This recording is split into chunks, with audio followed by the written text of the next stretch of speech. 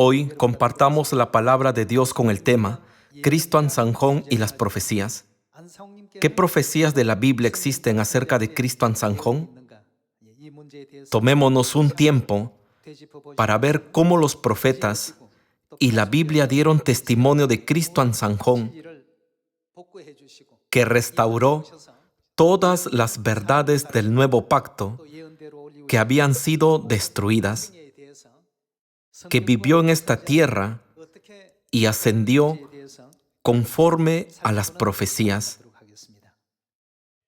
Veamos Mateo capítulo 26, versículo 51. Pero uno de los que estaban con Jesús, extendiendo la mano, sacó su espada e hiriendo a un siervo del sumo sacerdote, le quitó la oreja. Entonces Jesús le dijo: «Vuelve tu espada a su lugar, porque todos los que tomen espada a espada perecerán. ¿Acaso piensas que no puedo ahora orar a mi Padre, y que Él no me daría más de 12 legiones de ángeles?» Pero ¿cómo entonces se cumplirían las Escrituras de que es necesario que así se haga? Si ven aquí, Jesús dijo en el versículo 54, «Pero ¿cómo entonces se cumplirían las Escrituras de que es necesario que así se haga? Si llamo a más de 12 legiones de ángeles y destruyen a todos los que están contra mí, ¿quién vendrá y cumplirá la profecía de soportar el dolor de la crucifixión en lugar de ustedes por sus pecados?» Continuemos con el versículo 55. En aquella hora dijo Jesús a la gente: «¿Como contra un ladrón habéis salido con espadas y con palos para prenderme? Cada día me sentaba con vosotros enseñando en el templo y no me prendisteis. Mas todo esto sucede, ¿para qué? Para que se cumplan las escrituras de los profetas».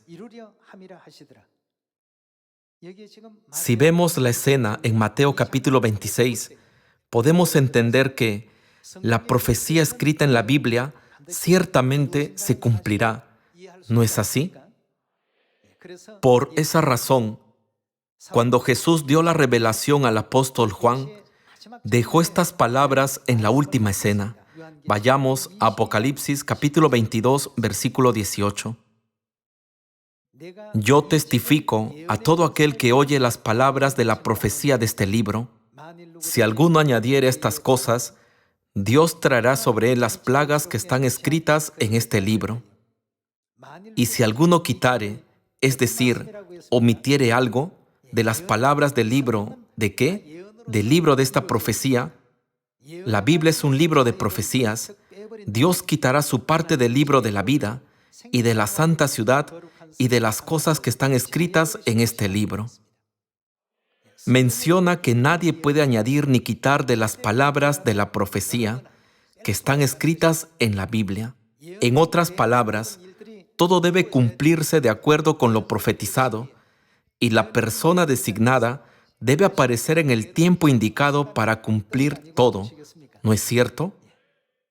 Si es así, hoy confirmemos a través de la Biblia el hecho de que nuestro Padre Cristo Ansanjón vino a esta tierra para la salvación de sus hijos, no para nadie más, y restauró todas las verdades del nuevo pacto que habían sido destruidas. Veamos que todos los aspectos de su vida estuvieron de acuerdo con la profecía. Primero vayamos a Hebreos capítulo 9, versículo 27. «Y de la manera que está establecido para los hombres que mueran una sola vez, y después de esto el juicio, así también Cristo fue ofrecido una sola vez para llevar los pecados de muchos, y aparecerá, ¿por qué vez? Por segunda vez, sin relación con el pecado, para salvar a los que le esperan». Jesús vino por primera vez a esta tierra en la carne hace 2000 años y profetizó que vendría por segunda vez en esta última época. Si cada parte de su obra de redención se hubiera completado en su primera venida, no habría necesidad de que viniera por segunda vez, ¿no les parece? El hecho de que deba aparecer por segunda vez para salvar implica que debe haber una parte esencial de su obra de redención que no puede completarse sin que venga por segunda vez. Entonces, ¿de dónde vendrá? ¿Qué traerá? ¿Cuándo vendrá? ¿Cómo podremos reconocerlo? Estos son asuntos muy importantes. Además, ¿qué verdad nos enseñará cuando venga de nuevo? Puesto que Dios debe aparecer de acuerdo con las profecías, siempre que examinemos cuidadosamente las profecías, podremos recibir a Cristo el Mesías. Dios preparó todo de esa manera por adelantado. Cuando venga a esta tierra como el Salvador, si no lo recibimos ni practicamos sus enseñanzas, qué desafortunado será. Veamos también Miqueas capítulo 4, versículo 9. Hay una profecía que dice: ahora, ¿por qué gritas tanto? ¿No hay rey en ti? ¿Pereció tu consejero, que te ha tomado dolor como de mujer de parto? Si examinan detenidamente esta profecía, describe una escena de gran dolor y agonía. Entonces, ¿dónde ocurrirá esto? Es un asunto de gran importancia. Pasemos al capítulo 4, versículo 1. Acontecerá en los postreros tiempos que el monte de la casa de Jehová será establecido. ¿Cuándo sucederá esto? En los postreros tiempos. ¿Cuál es el monte de la casa de Jehová? ¿Acaso no es el monte de Sión? El monte de la casa de Jehová será establecido por cabecera de montes y más alto que los collados, y correrán en los pueblos. Vendrán muchas naciones y dirán: venid y subamos al monte de Jehová y a la casa del Dios de Jacob. ¿Y qué hará? Nos enseñará en sus caminos, no en su primera venida, sino en los últimos días. Está escrito: nos enseñará en sus caminos y andaremos por sus veredas, porque ¿de dónde? De Sión saldrá la ley y de Jerusalén la palabra de Jehová. Entonces, la profecía que vimos en Miqueas capítulo 4, versículo 9, ahora, ¿por qué gritas tanto? ¿No hay rey en ti? ¿Pereció tu consejero, que te ha tomado dolor como de mujer de parto? ¿Cuándo se cumplirá? En los últimos días. ¿Dónde? En el monte de Sión. El rey de Sión es Dios, pero está escrito: el rey ha desaparecido de Sión y el consejero ha perecido en Sión. Si esto se refiriera a su primera venida, podemos decir que Jesús cumplió esta profecía. Sin embargo, explica que este suceso acontecería en los postreros tiempos, es decir, en los últimos días. Aquí, Dios que perecerá es el mismo Dios que nos enseña el camino de la verdad y el Dios que proclama la ley desde Sión. ¿Qué pasará con este Dios? Está escrito: perecerá en los últimos días. Hebreos capítulo 9 menciona que se nos aparecerá por segunda vez para salvar. Cuando dice que aparecerá, ¿acaso no significa que vendrá en la carne? Él vendrá a esta tierra en la carne, se convertirá en el rey de Sión, enseñará el camino de la verdad a todos los hijos de Sión, proclamará la ley del nuevo pacto desde el monte de Sión, y entonces, ¿qué sucederá? Su cuerpo perecerá en esta tierra. Nuestro Padre Celestial Ansanjón ascendió al cielo en 1985. ¿Qué testificó en una revista semanal en 1981? El Padre declaró: Cristo en su segunda venida debe venir a esta tierra en el nombre de David y fallecer después de predicar el Evangelio por 37 años. ¿Por qué dijo esto? La Biblia explica: ¿no hay rey en ti? ¿Pereció tu consejero?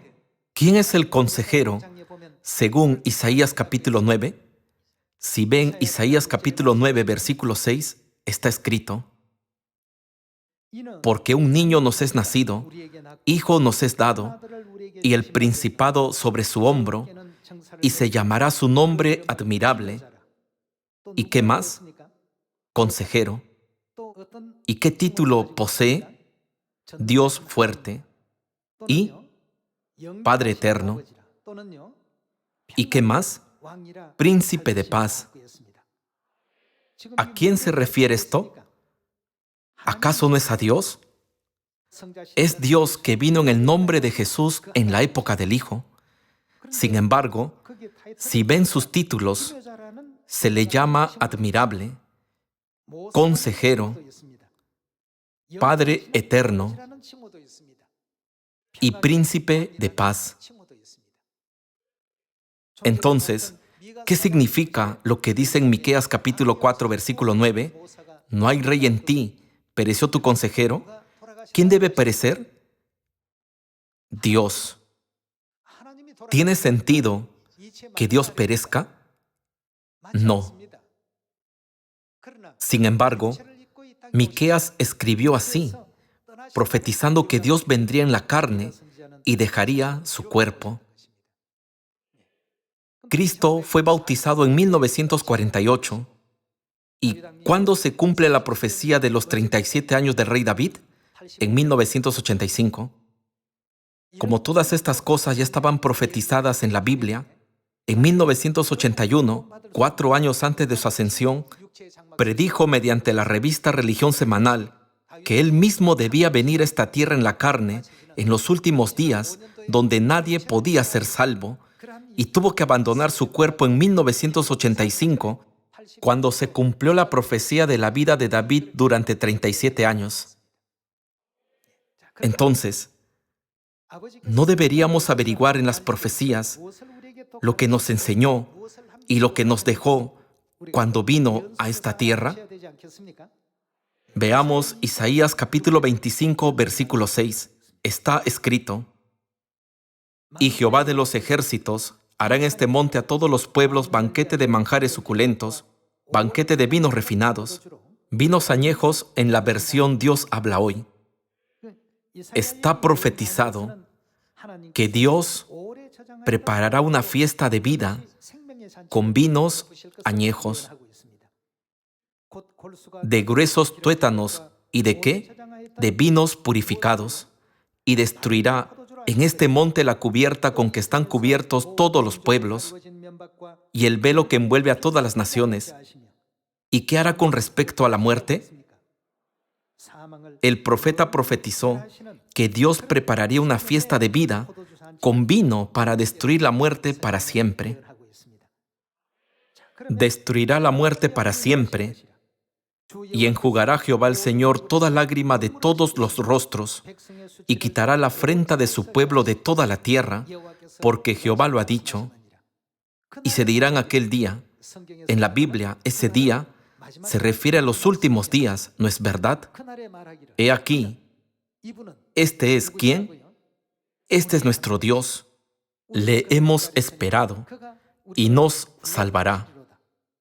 Este es Jehová, a quien hemos esperado. Nos gozaremos y nos alegraremos en su salvación. ¿Quién destruirá la muerte para siempre con vinos añejos? Nuestro Dios. Entonces, ¿qué es este vino añejo que puede destruir a la muerte para siempre? Veamos Mateo capítulo 26, versículo 17. El primer día de la fiesta de los panes sin levadura, vinieron los discípulos a Jesús diciéndole: ¿dónde quieres que preparemos para que comas la Pascua? Y él dijo: id a la ciudad a cierto hombre y decidle: el maestro dice, mi tiempo está cerca, en tu casa celebraré la Pascua con mis discípulos. Y los discípulos hicieron como Jesús les mandó y prepararon la Pascua. Fue Jesús quien mandó a los discípulos preparar la Pascua y guardarla. ¿Para qué? Para nuestra salvación. Entonces, Veamos qué significado contiene la Pascua, versículo 26. Y mientras comían, tomó Jesús el pan, y bendijo y lo partió, y dio a sus discípulos y dijo: Tomad, comed, esto es mi cuerpo. Y tomando la copa, ¿qué contenía esta copa? El vino de la Pascua. Y tomando la copa del vino de la Pascua, y habiendo dado gracias, les dio diciendo: Bebed de ella todos, porque esto, el vino de la Pascua, es ¿qué? Mi sangre del nuevo pacto, que por muchos es derramada para remisión de los pecados. Algunos podrían preguntar: ¿acaso no está escrito que Dios destruirá la muerte para siempre con vinos añejos? ¿Por qué aquí Jesús no mencionó nada sobre la vida eterna mientras enseñaba que el pan y el vino de la Pascua son su carne y su sangre? Sin embargo, Jesucristo nos dejó palabras relacionadas en Juan capítulo 6 sobre el pan y el vino que representan su carne y su sangre. Veamos Juan capítulo 6, versículo 53. Jesús les dijo: de cierto os digo, si no coméis la carne del Hijo del Hombre y bebéis su sangre, no tenéis vida en vosotros. No acabamos de ver en Mateo capítulo 26 que el pan y el vino de la Pascua son la carne y la sangre de Cristo. Si no coméis la carne del Hijo del Hombre y bebéis su sangre, significa que aquellos que no coman el pan ni beban el vino de la Pascua no tienen ¿qué? No tienen vida. Versículo 54. El que come mi carne y bebe mi sangre, ¿tiene qué? Tiene vida eterna, y yo le resucitaré en el día postrero. Versículo 55. Porque mi carne es verdadera comida, y mi sangre es verdadera bebida. El que come mi carne y bebe mi sangre, en mí permanece y yo en él. Como me envió el Padre viviente, y yo vivo por el Padre, asimismo el que me come, él también vivirá por mí. Dios nos dio esta enseñanza desde el monte de Sión para dar vida eterna a toda la humanidad y destruir a la muerte para siempre, ¿no es cierto? ¿Quién es aquel que nos da esta enseñanza de acuerdo con el profeta Isaías? Él dijo: ciertamente este es nuestro Dios. No solo Dios, sino Dios a quien hemos estado esperando. En la actualidad, existen muchas denominaciones y hay incontables teólogos, pastores y muchos que se dedican a la religión. Pero hasta ahora, ¿ha habido alguien que trajera de regreso la Pascua del nuevo pacto? No. Aquel profetizado que vino a esta tierra y se bautizó en 1948, según la profecía de David, aquel que llevó a cabo la obra del Evangelio durante 37 años, enseñando la verdad eterna del nuevo pacto a los hijos de Dios en el monte de Sión, aquel que ascendió al cielo, según la profecía de Miqueas capítulo 4, versículo 9, no es otro más que nuestro Padre Celestial Ansanjón.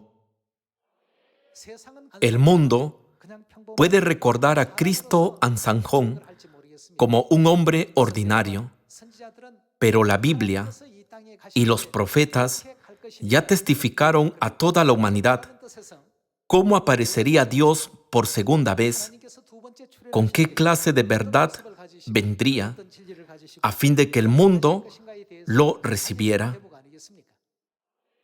Desde los confines de la tierra, donde las ramas de la higuera se volvieron tiernas y brotaron las hojas, el Padre fue ungido en esta tierra como David fue ungido, lo cual indica que se bautizó y completó su ministerio por 37 años. Todo esto está contenido en la Biblia como profecías. Leamos Mateo capítulo 16, versículo 13. Viniendo Jesús a la región de Cesarea de Filipo, preguntó a sus discípulos diciendo: ¿quién dicen los hombres que es el Hijo del Hombre? Ellos dijeron: unos Juan el Bautista, otros Elías, y otros Jeremías o alguno de los profetas. Él les dijo: ¿y vosotros, quién decís que soy yo? Significa: ¿saben quién soy yo? Respondiendo Simón Pedro dijo: ¿quién dijo que era Jesús? Tú eres el Cristo, el Hijo del Dios viviente. En ocasiones la gente plantea preguntas y dice: ¿no son las palabras Dios e Hijo de Dios dos cosas distintas? Tienen dichas preguntas porque no entienden Isaías capítulo 9, versículo 6. Porque un niño nos es nacido, hijo nos es dado, y el principado sobre su hombro, y se llamará su nombre admirable, consejero, Dios fuerte. ¿Y quién? Padre eterno, príncipe de paz. Está claro que el Hijo de Dios es Dios mismo. Pedro reconoció a Jesús de inmediato. Cuando Jesús preguntó: ¿quién decís que soy yo? Él respondió: tú eres el Hijo del Dios viviente, lo cual significa: tú eres el Cristo, el Dios viviente. Al escuchar esto, Jesús derramó mucha gracia sobre Pedro. Vayamos al versículo 17. Aquí se lee: entonces le respondió Jesús: bienaventurado eres, Simón, hijo de Jonás, porque no te lo reveló carne ni sangre, sino mi Padre que está en los cielos. Y yo también te digo que tú eres Pedro, y sobre esta roca edificaré mi iglesia, y las puertas del Hades no prevalecerán contra ella. Y a ti te daré las llaves del reino de los cielos, y todo lo que atares en la tierra será atado en los cielos, y todo lo que desatares en la tierra será desatado en los cielos. Entonces mandó a sus discípulos que a nadie dijesen que él era Jesús el Cristo. A Pedro, que reconoció correctamente a Jesús como Dios, Jesús le concedió las llaves del reino de los cielos y gran autoridad, por la cual puede abrir o cerrar las puertas celestiales. Cuando todo el mundo solo conocía a Jesús como el hijo de un carpintero o como el hijo de José y María, ¿cómo pudo Pedro reconocerlo como Dios de inmediato? ¿No creen que debe de haber una razón? Veamos Juan capítulo 6, versículo 66. Desde entonces muchos de sus discípulos volvieron atrás y ya no andaban con él. Dijo entonces Jesús a los 12: ¿queréis acaso iros también vosotros? Le respondió Simón Pedro: Señor, ¿a quién iremos? Tú tienes palabras de vida eterna, y nosotros hemos creído. ¿Y qué más? Fue capaz de creer porque conocía. Y conocemos que tú eres el Cristo, el Hijo del Dios viviente. Jesús les respondió: ¿no os he escogido yo a vosotros los 12? Pedro reconoció a Jesús pensando: Él debe de ser Dios porque tiene autoridad para destruir a la muerte para siempre. A través del asunto de la vida eterna, Pedro pudo llegar a confesar su fe en Jesús. Señor, tú eres el Cristo, el Hijo del Dios viviente. Debe de ser igual en estos días. ¿El Dios que vino por segunda vez es diferente al Dios que vino por primera vez? Es el mismo Dios. De ser así, ¿cómo podemos reconocer a Cristo que viene por segunda vez? Debemos comenzar a enfocarnos en el asunto de la vida eterna. Hermanos, Juan capítulo 6 no es una simple oración escrita en la Biblia. En la Biblia, Dios puso una parte muy importante de sabiduría a través de la cual podemos reconocerlo. En esta época, ¿quién abrirá el vino añejo que ha estado guardado por cerca de 1600 años desde 325 después de Cristo? En la Biblia se lee: ciertamente este es nuestro Dios. Esto solo puede ser hecho por Dios. El Salvador a quien estamos esperando no es nadie más que Dios. Cuando aparezca, traerá la verdad del vino añejo que puede destruir a la muerte para siempre. Esta verdad es la Pascua del Nuevo Pacto, ¿no es así? ¿Quién le dio vida eterna y salvación a la humanidad mediante la Pascua del nuevo pacto? ¿No es nuestro Padre Celestial Cristo Ansanjón? Nosotros también debemos contestar con mucha confianza. ¿Quién decís que soy yo? Tú eres el Cristo, el Hijo del Dios viviente. Eres Dios que vino a esta tierra para salvar a la humanidad. Debemos profesar nuestra fe al igual que Pedro. Veamos Juan capítulo 6, versículo 29.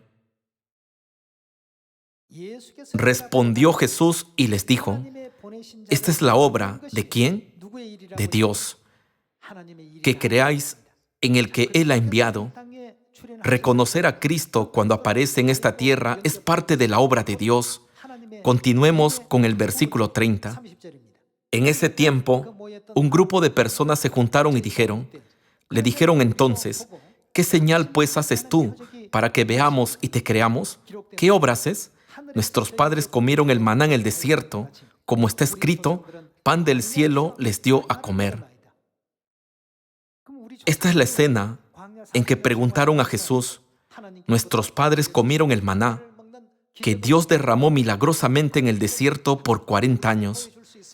¿Puedes mostrarnos una señal milagrosa como esa?